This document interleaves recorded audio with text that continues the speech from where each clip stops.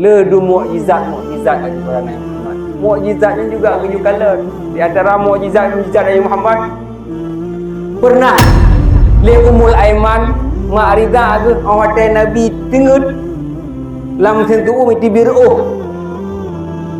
Gejak Ummul Aiman, gecok peluk sabah, peluk wangian yang kosongnya, dia tap-tap, dia press dia ruh Nabi.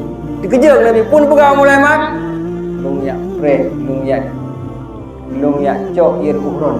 Pakat karena ia ruh lebih wangi daripada Nabi. Ia ruh Nabi mantap yang lagi minit mis. Hingga ke tempat di botolnya Ummul Aiman. Yang adanya lelu mukjizat.